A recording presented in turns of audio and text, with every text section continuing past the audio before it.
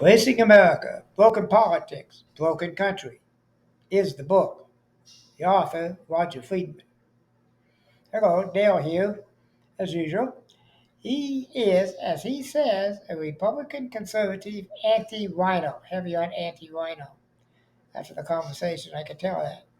I had a wonderful conversation with Rodger dealing with the major problems facing our great country today.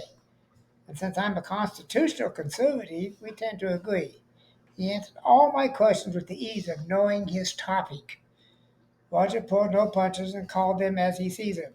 He talked about taxes, illegal aliens, minimum wages, health care, the budget, as well as several other topics breaking up the country, the southern border. I told him about my show, Heartbreak on the Border, parts 1 and 2. He said he'd take a look at it. We'll see. He has a weekly newsletter that is free you can sign up for on his website, www.eocritic, one word, eocritic.com, which stands for Equal Opportunity Critic. And he is too. He suggested that we read the book by Douglas MacKinnon, 56, the story of the 56 Senators of the Declaration of Independence, which he says can give us a great idea of what's going on. I've already downloaded the book on Audible, so I'm going to be reading it myself.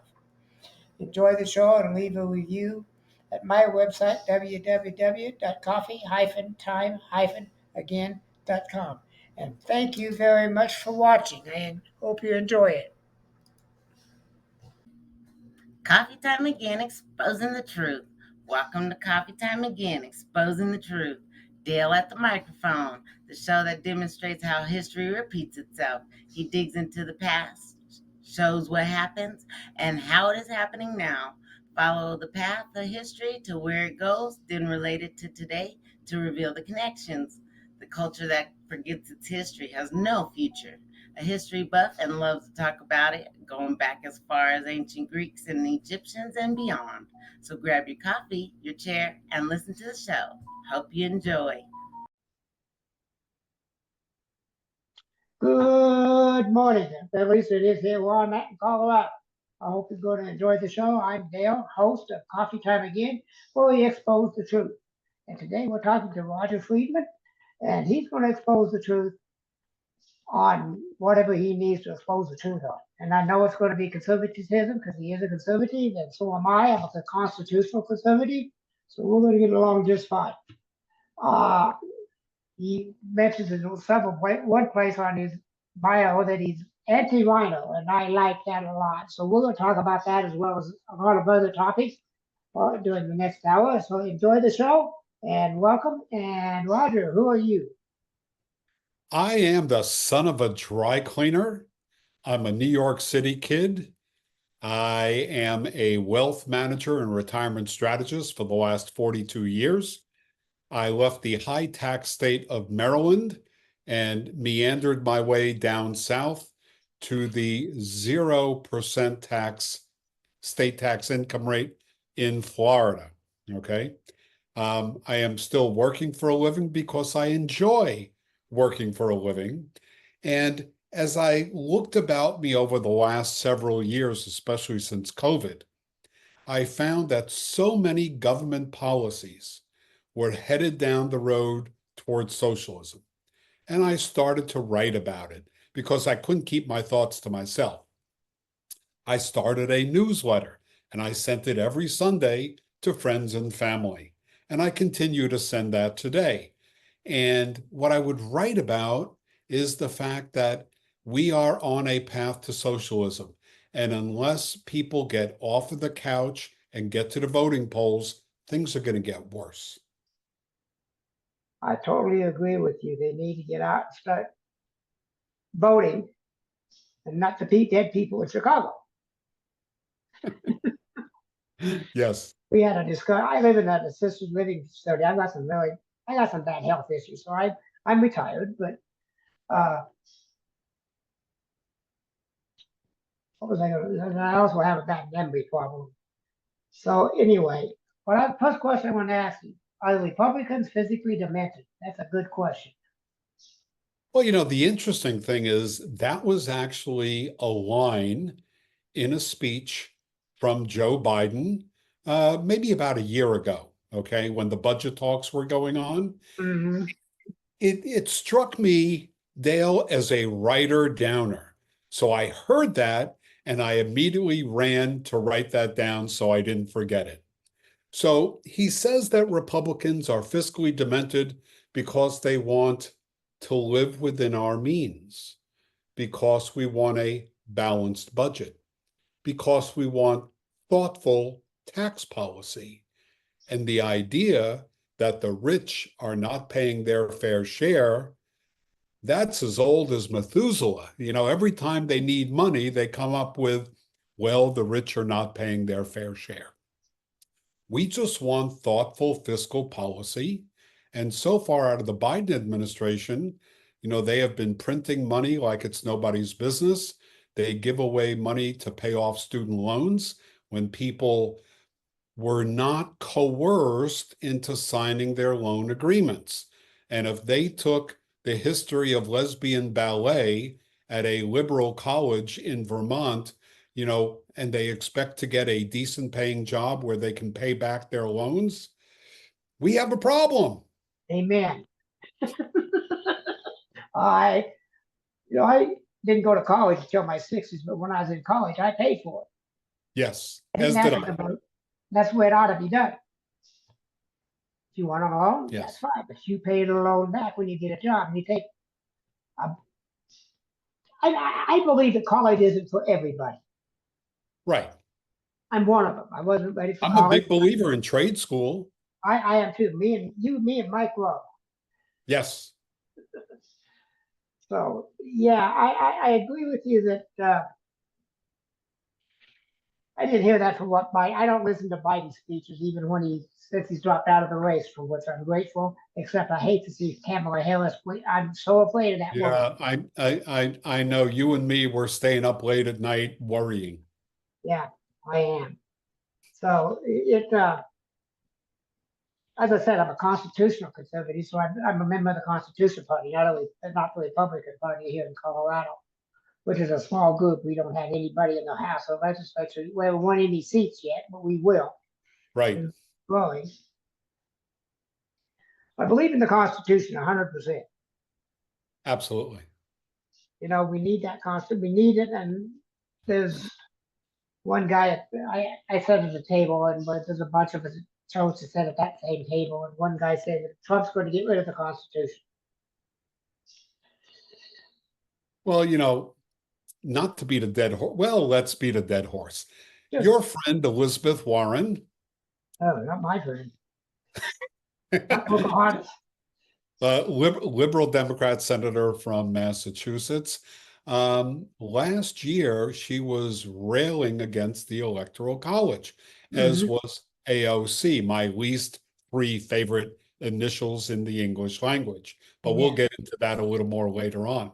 Yeah. But they were saying one person, one vote, and that they should get rid of the Electoral College. Now, let's see. The founding fathers put in the Electoral College so that there was not tyranny of the majority. It was a check and balance in the entire system.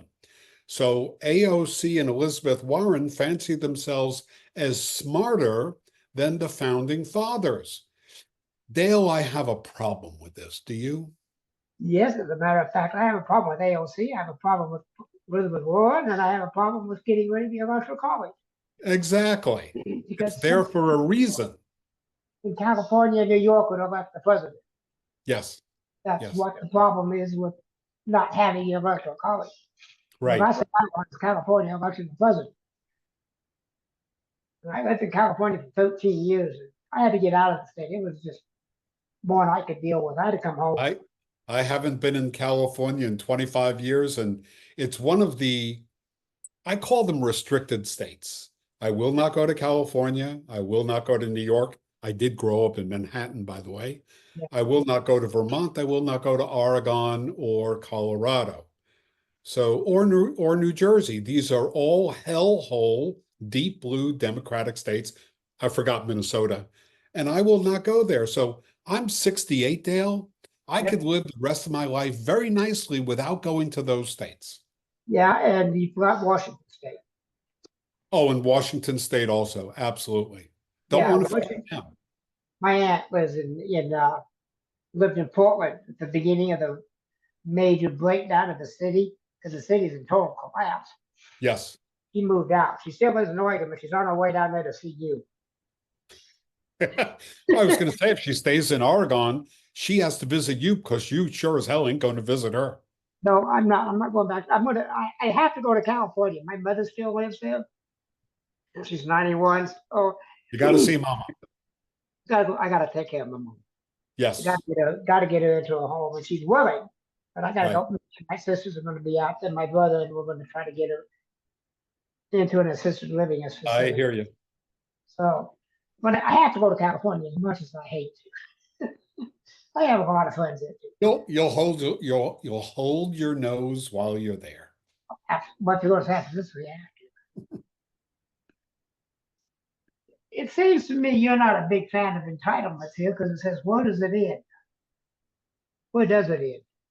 Well, I have a real problem with entitlements. You know, you could start off with the college kids not paying their loans back in hopes that President Biden, with a stroke of the pen, will erase their loans. Okay. Mm-hmm. But entitlements go a hell of a lot further.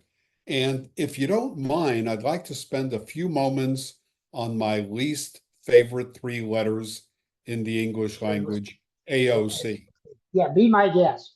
Okay, so Miss Cortez embraces the idea that if an illegal guy or girl manages to sneak under the fence in Texas, Arizona, or California, commit a felony, and sneak into our country, they are entitled to Medicare, Medicaid, retirement benefits, food stamps, and more. So in 2019, she authored House Bill 5071, the Embrace Act. And it was her brainchild from this inept economics inspired graduate of some Boston college who's looking to erase our borders and financially bankrupt the country. Let me read for you directly from her bill. To provide access to federal public benefits for aliens without regard to immigration status of that alien for other purposes. Then it describes some of those benefits: any retirement, welfare, health, disability, public or assisted housing, post-secondary education, food assistance, unemployment benefit, or any other similar benefit for which payments or assistance are provided to an individual, household, or family eligible unit by an agency of the United States. What does that tell you, Dale? It tells me she's a communist. Put it Yes, simply. she's in favor of the nanny state. Anyone who manages to crawl on their belly and Yeah. get here illegally, which is a felony, Mm-hmm. is It is. entitled to all these taxpayer funds, which will bankrupt the country. Yeah, it's And I already. suppose the rich are not paying their fair share, so she would impose more taxes on the rich and corporations that are evil, et cetera, et cetera. Have you studied, done any research on Woodrow Wilson? I did a long time ago, but I'm so old that I've forgotten it. Please Well, refresh I me. did like 3 podcasts with him. He's either the main subject or a subplot to the podcast I'm doing. Woodrow Wilson brought us the income tax. When he was governor of New Jersey, he started a petition to get an amendment to the Constitution so we could have a graduated income tax. Before that, it was unconstitutional, as ruled by the Supreme Court 3 times. It's unconstitutional. Abe Lincoln and a couple other presidents tried to get us into. So that's when he was governor of New Jersey. He got it done. Then in 1913, he became president. He was inaugurated in 1913. He was elected in 1912. So his first act was to put a bill before Congress to have a graduated income tax. And here's these selling points. The rich don't pay their fair share. You would never rise Sounds above familiar. 7%. You would never rise above 7%. And it's only going to affect the rich. Does that any of that sound familiar to you? Yeah, I think they call that bracket creep. I call it repeating history because that's one of the things I'm very into is history. And Woodrow Wilson, despite Biden's ineptitude, I think Woodrow Wilson was probably our worst president. He was misogynist, he was Zionist, not Zionist, Southern Baptist. And if he wasn't a Southern Baptist, you weren't worth it. Well, I think it was 2 days ago, someone on MSNBC compared Biden to George Washington, Oh, God. and I almost vomited. Yeah, I just had a turn in my stomach, too. George Yeah. Washington. I did a podcast on all of our founding fathers, including George. And I did one on racism and the founding fathers, and slavery and the founding fathers, religion and the founding fathers. So I've done a lot of podcasts on it. They're all audio, but Washington did things. He was in college at 14. Right. He learned to read the Bible. That's how he learned to read when he was 4. He read the Bible, and they all did back then. That's how they learned to read. They read the Bible, which I'm a very strong supporter of course. But George and all the founding fathers were so far ahead of their time. They came at the right time, but they were ahead of their time with the Constitution.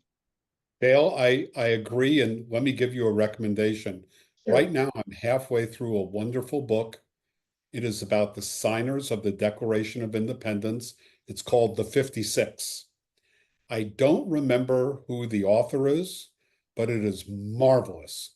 There's about 5 or 6 pages on each of the 56 signers of the Declaration of Independence, and it is a real eye-opener. Okay, I'll get it. I'll probably get it in Audible instead because I like to lay in bed and listen to my books. Oh, it's wonderful. Yeah, great. I'll pick it up. I wrote it down so I wouldn't forget it. So, come up to the next question. Yes. Yeah, of course, it's an easy answer. Easy answer to this one. Where's America headed besides the cliff? Well, we are circling the drain, if you want to think of a toilet. Yeah.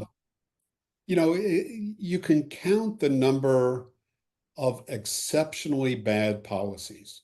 You could start with, of course, immigration, the borderless country. I have seen Senate testimony from Jordan, Comer, and others that the number of illegal aliens is actually higher than the 14 million I thought. I think Ted Cruz of Texas might have said 18, but don't hold me to that. But it is a scary number, whatever the number is. You want to go to my podcast, Outbreak on the Border? There's 2 of them. It's by a Border Patrol agent, 20 years, a supervisor on the Border Patrol. There's 2 podcasts there. Outbreak on the Border, that's 1 and 2. And he scares the living daylights out of me, right? Thank you. I will view those. And he even says the northern border is almost as bad as the southern border. Wow. Because it's longer by 1,000 miles. It's got like 50 Border Patrol agents for the entire 3,000 miles. And they just walk across. It's not even a fence. But there's not even a river and no fence. So it's a travesty. yeah, So immigration and the border is number 1. Defund the police, number 2. You remember when all the riots were going on in Minnesota and Washington State, and everyone was told to stand down. There was billions of dollars in damages, and literally no one went to jail. No. Okay. And it was heartbreaking to see what was going on and the fact that the government just stood by and let it happen. And the news sources, which by the way, I don't know if you know this or not, They were complicit. Every radio, TV, and newspapers outlet is owned by 6 corporations. So we're being controlled by the media we get. So let's get that Yeah, and out. Soros keeps trying to buy more. Yeah, and he's Yeah. putting his money behind Kamala. Kamala Harris was Attorney General of California, and she instituted this free bail nonsense. I did a podcast on that one too, on the bail system. And she instituted where it wasn't a GoFundMe page, but it was crowdfunding, pay the bail for these people. Then it got started, well, we don't need to charge bail. Everybody wants to solve their problems. They'll come back to court. They got an 80% increase in failure to appear in Houston. That's it's not rocket science, folks. No.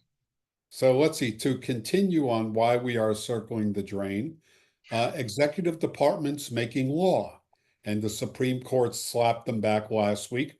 I think it was against the SEC, if I remember correctly.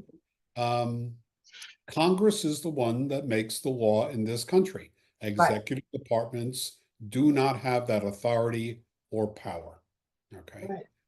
CRT, DEI. I could go on with all these initials, but I don't want to turn your stomach, Dale. Oh, yeah. I did a podcast on those two subjects too. My stomach's been turned pretty good by my podcast on CRT. Yeah. So those are just the cream of the crop. Those are not getting down into the nitty gritty of what's going on. I know. I remember, when I send out my equal opportunity times every Sunday, and your viewers or listeners, excuse me, they can sign up for my weekly memo at eocritic.com. eocritic. eocritic.com, which is short for Equal Opportunity Critic. Okay. But in it, I remember writing about the fact that the military was using drag queens to help fill their ranks. And I wanted to hit my head against the wall repeatedly because I knew that when I stopped, it would feel so good. Mm-hmm. Well, as a veteran, I am very disillusioned with our military. Yes. And what they're doing. And a part of that is Biden's and Kamala especially pushing it. Yeah. Yeah. But I'm very they say DEI is important to the military. No, the military is about defending our country and killing the enemy. Right. And if there's any confusion about that, they could come and talk to me. Or me. Or you. That's to be on my show, and we'll have a wonderful discussion. I've had a few people on my show over the years. But I hope I answered your question. Yeah, you certainly did. Very well, I might add. Do you believe in voter IDs? Oh my gosh, don't get me started. Well, yes, get me started. Yeah. Okay. So 5 years ago, before COVID, I was in Dallas at a marketing convention to listen to my mentor, Dan Kennedy. Genius. And I remember standing in line, waiting to, check in. And I looked to my right, there was a big line there, and it read the Texas State Teachers Association. Okay, and it's like, okay, there's another big conference right across from our conference, big ballrooms. Yeah. I think it was the Hilton or Renaissance, I don't remember. And I remember seeing a sign. It said, picture ID required to sign up. And Dale, I wrote that down. I thought to myself, if teachers have to show a valid picture ID to get into a teacher conference, why does someone who wants to vote not have to show a valid government-issued ID? I don't get it. The only reason is to facilitate fraud. And if they tell us it is against Black people and other minorities, they're full of crap. Because I don't know one African American who doesn't have an ID issued by the government. I don't either. And I know lots of homeless. I was a drug and alcohol counselor. I had a lot of homeless in my groups over the years. Right. Uh, they all had IDs. These are Yeah, homeless people. They still had some form of ID that I would have exactly. accepted at the voting booth. Yeah. But I feel very, very strongly about everyone gets a picture ID if they want to vote. They have to prove their citizenship. Otherwise, they're gone. Yeah, because that was just actually the next question is what are the consequences? And again, it's an easy question of non-citizens voting. Well, you remember Congress slapped down the Washington, D.C. City Council, who Yeah. voted to give aliens the right to vote in local elections. Mm-hmm. Now, the stupidity of the D.C. government is not lost on me. Unfortunately, I lived in Washington, D.C. for about 6 years Yeah. back in the 80s when I worked for E.F. Hutton in downtown Washington, D.C. See, I'm old. E.F. Hutton, you remember that? I remember them, When but E.F. Hutton talks, I'm people older listen. than you was. I'm older than you was, so I remember. I just turned 68. So the point is that if you are not a citizen of the United States, you do not get to vote. As a matter of fact, I'd rather your ass be kicked out of here, and I hope Donald Trump does that within the first 100 days of his presidency. I'm sure a lot of them are going to disappear over when Trump gets to be president. I think he made a good choice in J.D. Vance too. Yeah, and I just hope that they sweep the House and the Senate. That way they can get these bills through Congress and he will sign them toot sweet. Yeah, he'll sign it before they get the bill to him. Yeah. But that's the consequences of them voting. I understand. And there's other states that are trying to get them to vote in local elections. They know they can't do national elections yet, but they're working on that too. Yeah, they want the people to be very, very grateful that the Democrats have granted them this authority and that they will, in gratitude, vote for all the Democrats, and we will have a one-party state eventually. Need I go on? No, and I totally agree with you. We are headed toward a one. I was going to look this up, and I totally forgot all about it, looking them up. But not Robert Heinemann, Glenn Beck wrote a fiction, a couple books on fiction on that. Exact what we're talking about. I read both of them. For collectivism Right? and, and the abuse that people suffered from being in a collective form of government. And compact. It was really good. Both books were really good. I can't remember the name of them, but I know Glenn Beck wrote It'll it. come to you at 4 in the morning. Yeah, probably. I'll probably Don't be up. call me. I won't. I'll probably be up and sit down at the computer and look up the books. I got them in my Audible because that's how I read it, was through the Audible. Right. But Yeah. it's the same thing. It's where we're headed. If we don't do something and do it real quick and get rid of some of these liberals out of Congress, out of the government, get them out of the department, and we ought to eliminate a whole bunch of the department head, not department heads, the whole department. Oh, yeah. Yeah. Was, Everyone above the mailroom, you're out. no, the whole department. Oh, well, for The example, Department of Education. the Department of Education, I think, should metaphorically be burned to the ground. Okay, you return all educational prerogative to the states. And to the counties and school boards.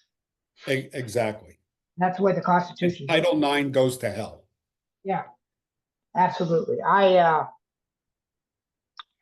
George Washington got by with 4 departments. I think we can do pretty good with about 5 or 6 out of the 20 some odd that they have. And I can say that because my son works for the Commerce Department. So, I can still say we don't need the Commerce Department. I hear you. I can find a real job. Yeah. Because he's going to be 50 here pretty soon because I am 74. Got it. So You got a baby face for 74, Dale. I'm the youngest person in my nursing in the home in the facility I'm in. I'm one of the youngest. I think I am the youngest one here. Are And I'm the you in a youngest. Right. CCRC, a continuing care retirement community? Yeah. Continue. I'll go from here to assisted living. From I'm an independent living right now. Yeah, To my stepmom was in one for years. Yes. yeah. And then I'll go into the memory care at the end. Right.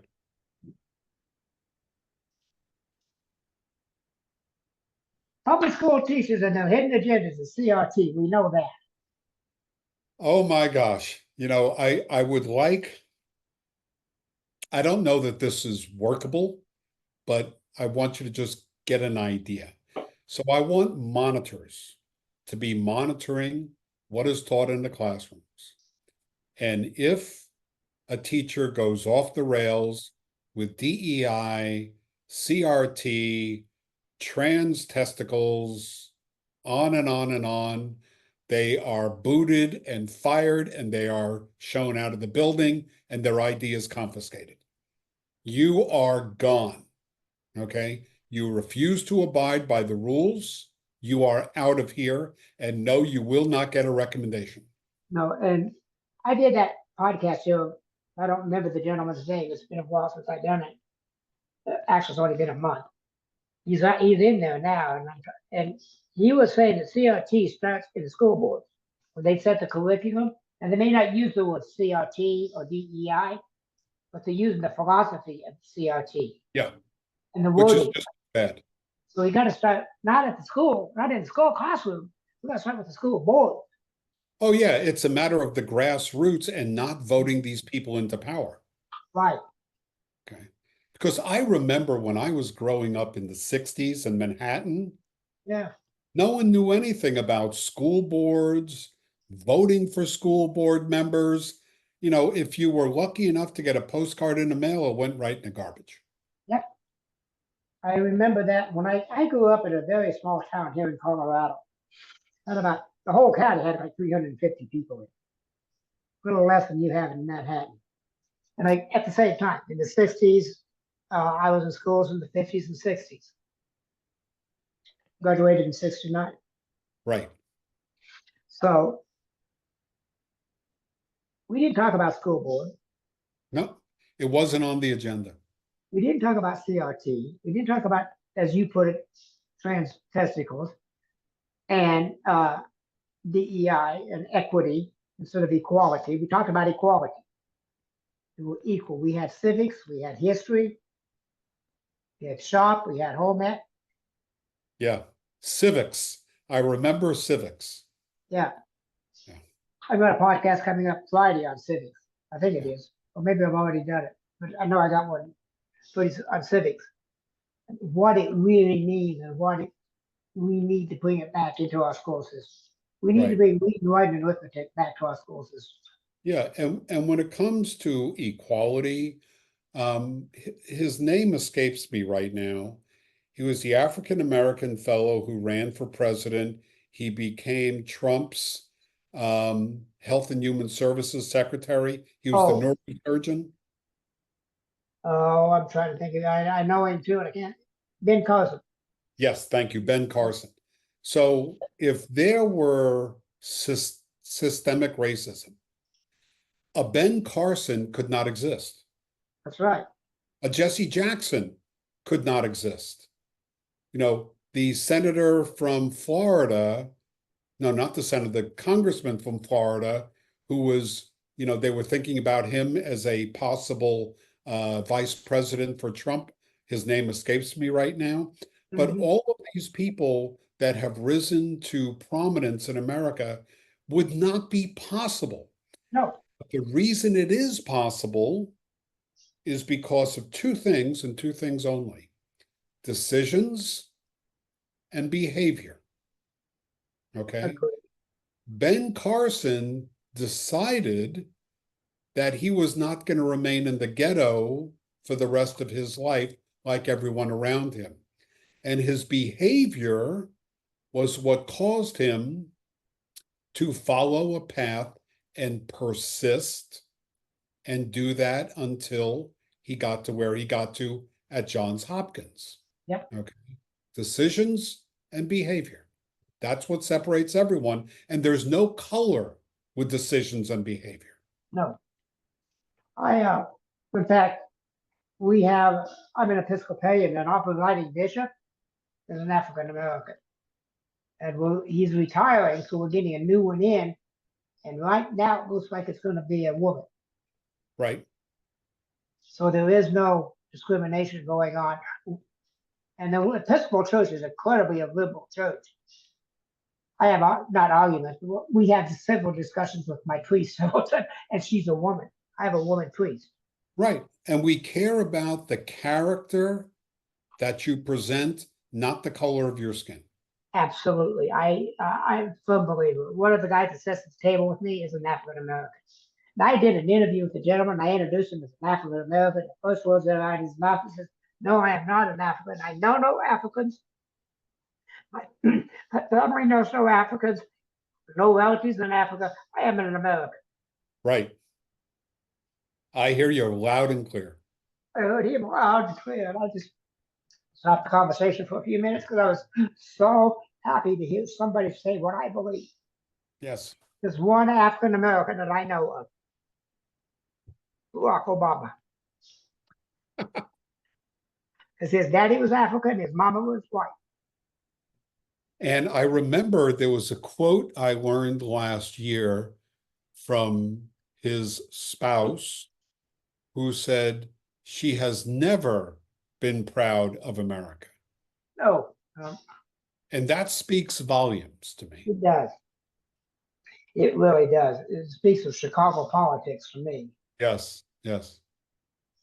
Okay. And of course, What other good questions do you have, Dale? Well, they're your questions, and I'm just asking. 5 ways we, the people, key phrase, we, the people, I like it, can create change. The first thing we, the people, have to do is agree that change is needed. Once we understand that change is needed, that we have an objective, yes, change what is broken, then we have to get off of our collective tushies, asses, bum, Yep. back ends, get off of the couch and actually do something, sustained activity. Let me give you an example. So I moved to Florida 3 years ago. For a year, I rented while we looked around for a permanent home. We found it after a year. We're in our permanent home. We've been here for 2 years. I have joined the Sons of the American Legion. I did not serve in the military, but my dad was in the U.S. Army Air Force, stationed in the Rhine Valley. Yeah. I have joined 3 local Republican clubs, and I go to their meetings. I contribute to the candidates. I contribute to their budgets, and I make myself heard. I get off my butt and I go and I get myself heard. I volunteer for committees. I do the work. Yeah. Rather than sitting home watching reruns of NCIS and wondering why things are so bad and blaming it on everyone else. That's a big, I totally agree with that philosophy of getting off your butt and going and doing something. Because I'm a member of VFW, American Legion, because I am a vet. And thank you for your service, Dale. Thank you very much. I appreciate it. The fact is, I was wearing one of my hats, my VFW hat, in Walmart the other day, and like 6 people. Thank you for the service and helping me do things because I'm disabled. And I'm in one of those electric carts. Okay. They were Right. helping pack things onto the counter. Well, and on the 3rd Friday of every month, my town closes down Main Street, and there are about 100 different vendors. Yeah.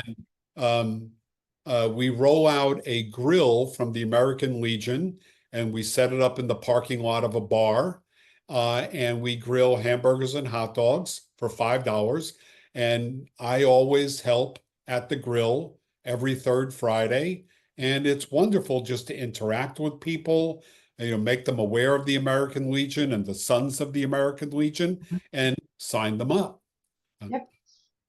That's how I became a member of the VFW. I was coming out of the grocery store in California, and they asked me, was I a combat veteran? Well, I am. Not, but I am. It's one of those secret Nixon wars, Sure. that nobody I knows can tell you, anything but about. then I'd have to kill you. Right. Right. And I said, well, yeah, but you're never going to find any records of it. And we don't care. We want you in here. So I became a VFW member. Got it. I haven't transferred my membership yet to Colorado. I've been here 5 years and haven't went around. You'll get around to it. Yeah. Is there a cure for our broken system, political system? I don't know, but I can hope. I remember, I think it was a letter that John Adams wrote back in the 1700s, and I quoted in my book, "You will find it." And when you find it, you're going to go, "Oh, yes, Rodger spoke about this letter." Yeah. And he was worried, and he mentioned that one of the greatest threats he sees to our system is the rise of two powerful parties that would always be in opposition to each other, and the powerful leaders of each party butting heads continuously, vying for supreme power. I And he remember. said, that is the thing under our arrangement that scares me more than anything else. And Dale, he was spot on. He's not the only one that said it, and I remember the phrase. Even Ben Franklin said, "We give you a republic if you can keep it." If you can keep it, yes. And That's in my book also. Yeah. Maybe I've read your book in various letters, because I have a copy of the Constitution, the Articles of Confederation, which predates stuff. Yeah. And I'm getting it, and I have in my Audible the Federalist Papers. You'll find Right. a lot of good stuff. I got the Federalist Papers right behind me. Yeah. When I can't sleep, I read them. Yeah, I mean, they're just incredible. I've read bits and pieces of them. I haven't read the whole book yet. It's very difficult reading. It's kind of like reading Shakespeare. Yeah, it is. This is about the same. English was not English back in those days. That was England. Yes. England, Exactly. American. But this is a self-answering question. Should American taxpayers subsidize their people's health care? You've already answered that question. Yeah, and I don't know of any other way to quickly bankrupt this nation, because look what happens when you open the borders. Nonstop, millions and millions of people keep coming through. When do they stop? When it's a billion? When Americans are the minority and they just keep printing paper? Hyperinflation, the destruction of our republic. It's got to be, we've got to get rid of people like AOC and the socialists and get back to fiscal sanity. Right. Absolutely. I totally agree. It has to be more. We can't afford everything. Dale, I'm sorry, but I can't afford to buy you a Bentley. I apologize from the bottom of my heart, but I can't afford it. I like my little Toyota. You might want it, but you ain't gonna get it. I like my Toyota. I hear you. Again, this is another easy question. I got several more on the back of my mind if I can bring them forward. Guaranteed employment. There was some state around here that tried that, city that tried that. And they were guaranteed employment and universal income. And a number of the states and cities have been flirting with universal income. There are places in California and Washington State, and I think Oregon and Colorado, that are giving $1,000 a month, especially if you're, a trans person. I don't get it that you deserve taxpayers' money because of your sexuality. I don't get it. Or because of the color of your skin. And that violates the Equal Opportunity Clause of the Constitution. Anyway, I just thought I'd make you aware of that. but because of who you screw or what you look like, you're not entitled to my money. I'm sorry. I'm not And telling you. yeah, and insofar as everyone's entitled to a job, no. And I wrote about this in the book, Erasing America, Broken Politics, Broken Country. Here's the two things, Dale, that you're entitled to. Are you ready? So write her down. Number one, air. Number two, water, if you can find it in the forest, not on the shelf at Safeway. Right. Air and water you are entitled to. You are not entitled to anything else. Everything else has to be earned, worked for, or given to you by a family member who loves you, who doesn't want to see you living in a box on Main Street. The one that really started the entitlement age was Franklin Roosevelt. Yes, 65. Yes. No, Franklin Roosevelt was 45 when he died. Oh, no, I was talking about when Social Security, after the German experiment of 65. Yes. Yeah, that was Lyndon Baines Johnson. Okay. A good Texas cowboy that couldn't run. Well, nasty man. But Franklin Roosevelt started Social Security. He brought us Social Security. He brought us, Lyndon brought us Medicaid and Medicare. Johnson brought us several entitlement programs. 100 of them or better, different types of entitlement programs. He's the one that took the lockbox off of Social Security. There's his Congress that voted to put Social Security money in the general fund instead of keep it in a lockbox as a guarantee of Social Security for the elderly. And that started with Franklin Roosevelt in 40, when was it? I don't remember. 40 something, before he died, obviously. By the way, Dale, a sixth grader can fix Social Security. You may want to ask me how. I do. All right, ask, how are we going to fix Social Security? Okay. So I actually had a discussion with a very bright sixth grader while I was on vacation. And we spoke about Social Security, believe it or not. And I gave him a little background because he knew his grandma and grandpa were on Social Security and he had heard discussions, so he knew the name. So I gave him a bit of the background, I gave him a bit of the problem. And then I wrote out some of the bullet points. So for example, when you're working, you pay Social Security tax on the first, I think it's 168,600 of earnings. Okay. And you pay about 12.4% a year into Social Security. The employer pays half and the employee pays half. If you're self-employed, you pay it all. Okay. So the three things that we came up with to immediately add at least 50 years to Social Security is, number one, instead of paying Social Security tax only on the first 168,000, bring it up to 250,000. That will immediately put billions more in the coffer. Number two, the Social Security minimum retirement age is 62, where you could begin to receive benefits. Bring it up to 64. Okay. And when you have to start receiving Social Security, instead of 70 to 72, because we're all living longer. Yep. Number three, means testing. So if I have 10 million bucks and I have great income, I don't need the Social Security. Oh. I want to be able to sign a waiver where legally I am foregoing that benefit. Maybe they'll give me a gold star on my coffin. I don't know. But the fact is that if I'm uber rich, Elon Musk, Warren Buffett, you don't get the Social Security payout. No. So if you change those three things, you would immediately add decades and decades and decades and shore up Social Security. Yeah, well, I did an interview with the gentleman who worked for Social Security for 10 years. When he rose up to a supervisory position. And he says the problem with Social Security is it's not as big a problem as they're making it out to be. The scare tactic, government scare tactic.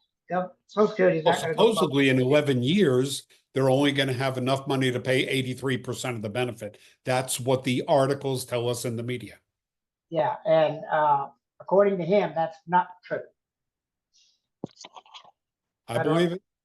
You know, and it's one of my podcasts that I did. I mean, I get these people that like you who have a message to pass out that the American people need to hear. Now, I'm not the biggest podcaster out there. Don't get me wrong, but I think American public needs to hear this stuff. Yeah, because we cannot trust the media. Oh, we cannot trust the media. Any of it. Used to be in the beginning when Roger Ailes had it, Fox News was pretty good.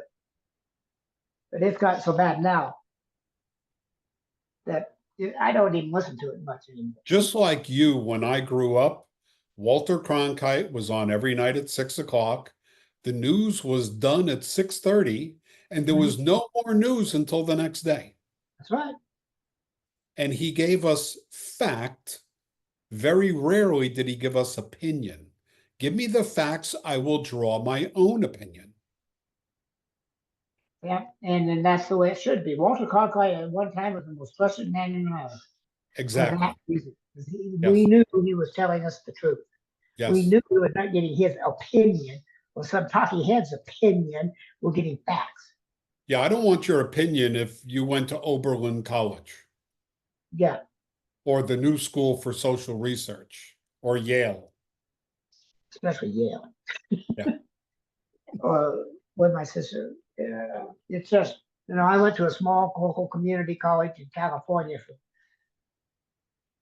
for four semesters. I didn't graduate. Have you ever heard of SUNY? No. State University of New York. Okay. I went to school between Rochester and Buffalo. Yeah. Lovingly called the armpit of New York. My niece was in Buffalo. I went to Saudi University, University of the South, in a religious seminary, and I took a 4-year course from there. Because I don't have a diploma because it was not accredited. Right. But my college experience. A little bit of Yuba College in California and Saudi University of South Tennessee, which was religious. If I had it to do all over again, I'd go to a trade school and I'd learn welding. And I had a friend back in the Washington, D.C. days in the 80s. He was a diver for the D.C. Police Department. Divers made over $100,000 a year. Yeah, you just wanted to be rich, that's all. This was in the 80s because when a car or a person went into the river, he found them. Or a plane. That happened a couple of times. And then he went on to become an underwater welder, and he earned $200,000 a year. I'm gonna say he made $1 million a day. That on pipelines. Yes. Yeah. I forgot what I was going to say, which is not unusual for me. We'll move on to something else. Your book, what inspired it? So here's my book, Erasing America, Broken Politics, Broken Country. Mm-hmm. What inspired it was I would sit down in the morning and look at what the media told me was going on. And I kept seeing all of these policies out of Washington and the blue states that were anti-American, that were socialist in nature, that were entitlements, that was no fiscal restraint. And have you ever heard of Ron White? He said, I have the right to remain silent. I just didn't have the ability. So like Ron White, I took pencil to paper, literally. You see, I like paper behind me. I noticed. And I started writing a Sunday update, which I called the Sunday Memo. Mm-hmm. And I sent it to colleagues and friends and family. And I said, if you like it, let me know. I'll keep doing it. And it was 1 page a week. And Yeah. in it, I would rant about all the crap that I saw that was coming out of DC. And they all said, oh, we love it, but you missed this, that, and the other. So it became 1,500 words a week. And I am now just writing number 81. Okay.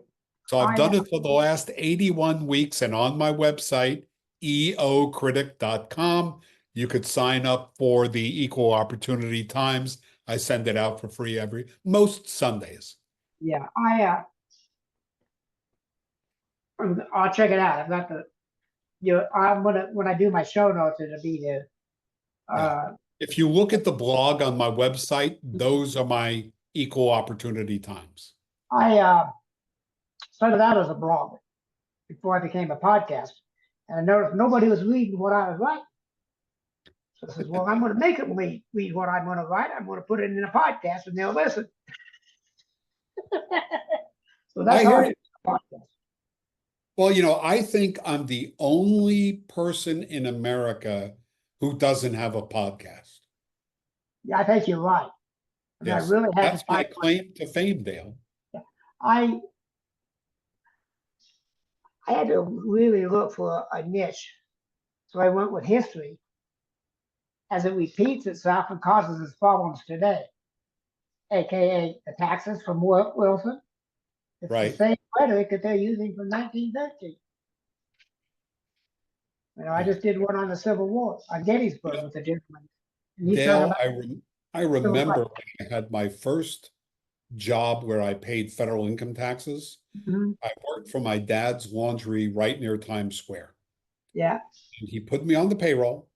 I was earning $150 a week.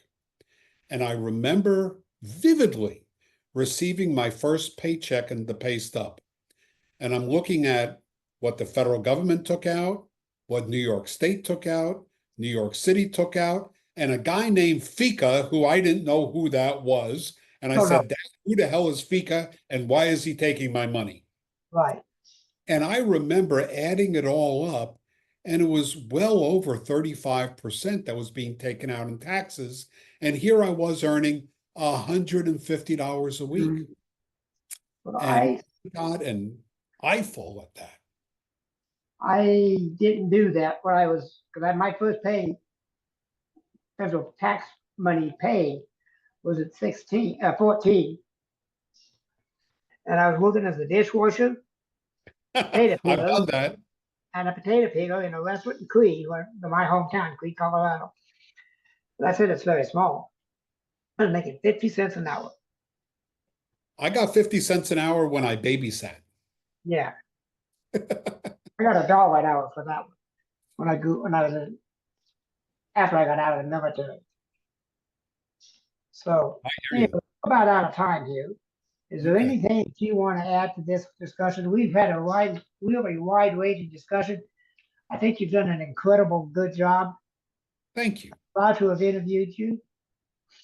If you write another book, let me know and we'll have you back. Well, in the meantime, Erasing America, Broken Politics, Broken Country, available on Amazon. The only thing that I ask is if you read it and it resonates with you, write a review. Just make sure it's honest. I don't care how many stars. Just make sure it's an honest review. Yeah. All right. I'm a recovered alcoholic, so I've learned to tell the truth. But it took me till I was 40 years old, damn near 40 years old. Everyone at their own time. Yeah, so I cannot tell a lie. I'm like George Washington, but I can't throw a dollar coin across the Potomac. Anyway, Roger, thank you. Dale, thank you for your time and thank you for a wonderful interview. Don't take off. I'm just going to end the recording. It will still be up here Okay. because I want to tell my listeners you heard him his book, and it'll be in my show notes. And another book that he's really half on, I'm going to put that in there too, my show notes, because I think it's an important edition. It's called 56, and it's the founders. Dale, do you want me to run and get that book so I could tell you who the author is? No. Okay. Oh, yeah, okay, real quick. Yeah, it's in the other room. Just give me 30 seconds. No, I won't.